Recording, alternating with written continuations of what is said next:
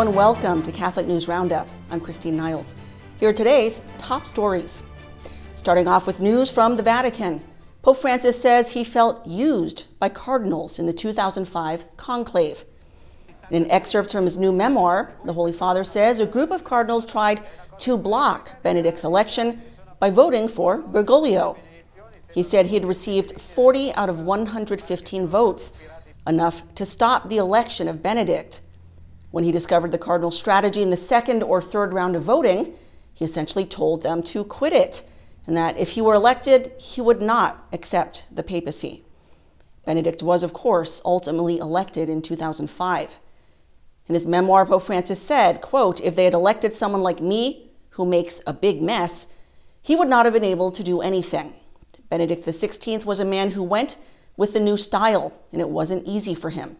He found a lot of resistance inside the Vatican. In other religious news, a famous atheist is promoting Christianity over Islam.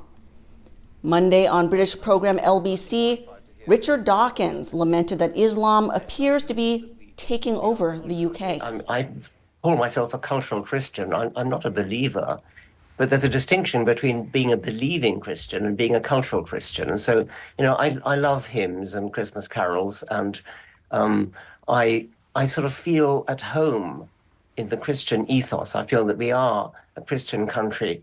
As we know, church attendance is plummeting, but the erection of mosques across Europe, I think 6,000 are under construction, and there are many more, are being planned. So do you regard that as a problem? Do you think that matters? Yes, I do, really. I mean, I have to choose my words carefully. If I had to choose between Christianity and Islam, I choose Christianity every single time. It seems to me to be a fundamentally decent religion in a way that I think Islam is not. Dawkins is a longtime critic of creationism and intelligent design, promoting atheistic evolution instead. He has admitted to being sexually abused by a teacher at a private school when he was a boy.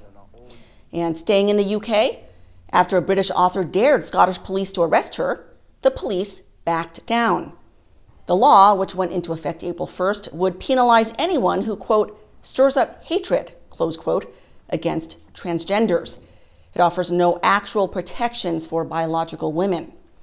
J.K. Rowling, author of the blockbuster Harry Potter series, wrote a series of tweets on the same day, listing 10 transgender predators who would get protection under the new law, closing out her thread by saying, "Scottish lawmakers seem to have placed higher value on the feelings of men performing their idea of femaleness, however misogynistically or opportunistically, than on the rights and freedoms of actual women and girls. I'm currently out of the country, but if what I've written here qualifies as an offense under the terms of the new act, I look forward to being arrested when I return to the birthplace of the Scottish Enlightenment." UK's Prime Minister Rishi Sunak was quick to support Rowling, saying no one should be punished, quote, for stating simple facts on biology. Scottish police later clarified Rowling's words did not rise to the level of a criminal offense. And speaking of gender ideology, a new study is showing most kids outgrow their gender confusion. A landmark 15-year study out of the Netherlands tracked nearly 3,000 kids from age 11 to their mid-20s.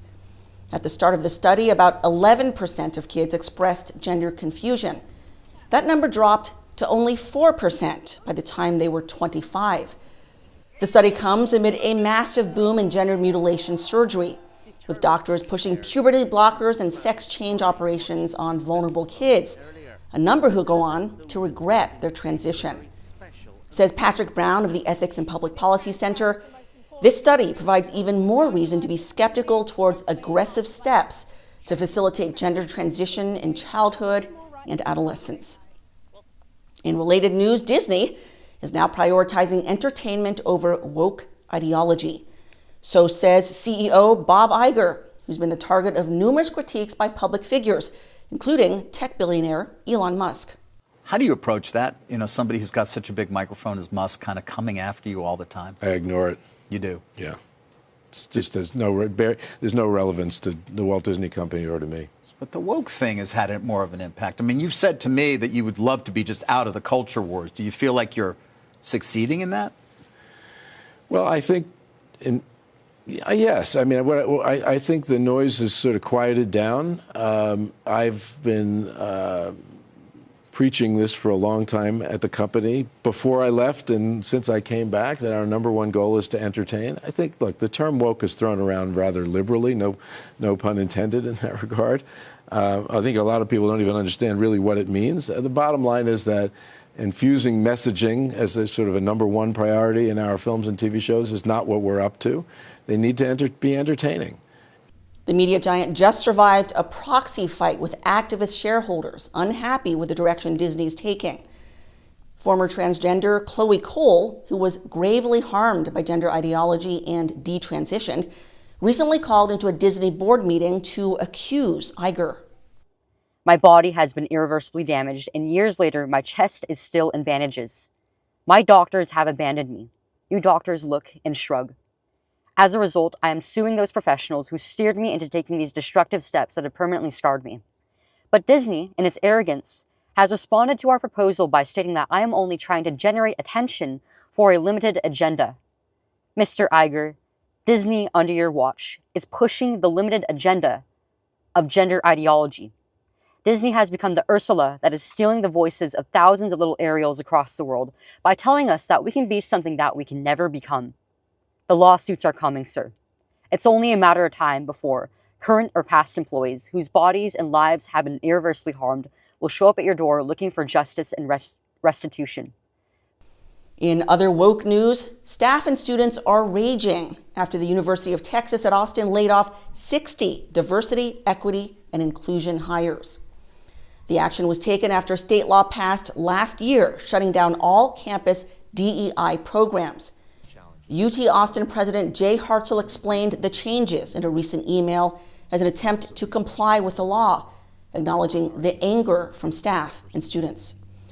Quote, I recognize that strong feelings have surrounded SB 17 from the beginning and will shape many Longhorns' perceptions of these measures. It is also important that this continues to be a welcoming, supportive community for all. DEI programs have been heavily criticized for being racist and woke. On Thursday, leftist Daily Show host Charlemagne the God blasted DEI. But here's the part where you all stop applauding everything I say. The truth about DEI is that although it's well-intentioned, it's mostly garbage, okay? It's kind of like the Black Little Mermaid. Just because racists hate it doesn't mean it's good. And you know I'm right, because every one of you has sat through one of those diversity training sessions and thought, this is some bull. And it's not just you. Over 900 studies have shown that DEI programs don't make the workplace better for minorities. In fact, it can actually make things worse because of the backlash effect. And turning to the topic of COVID, the Centers for Disease Control hid hundreds of thousands of reports of vaccine injuries. A court recently ordered the CDC to disclose a report on vaccine injuries, revealing the massive scale of harms. From the Epoch Times. The 780,000 reports were received shortly after the COVID-19 vaccines were rolled out and show people experienced a wide range of post-vaccination problems, including heart inflammation, miscarriages, and seizures. Instead of transparency, the CD chose to hide these reports for years, offering the narrative that the COVID jab was safe. The CDC was forced to finally reveal the report in a lawsuit brought by the Informed Consent Action Network. That's today's Catholic News Roundup. Remember to visit stellamaris.media to sign up for our email list to ensure you stay updated on all the latest news and videos. And please help me to grow this channel and beat YouTube's algorithm by liking and sharing these videos. Thank you so much for watching and for your support. I'm Christine Niles.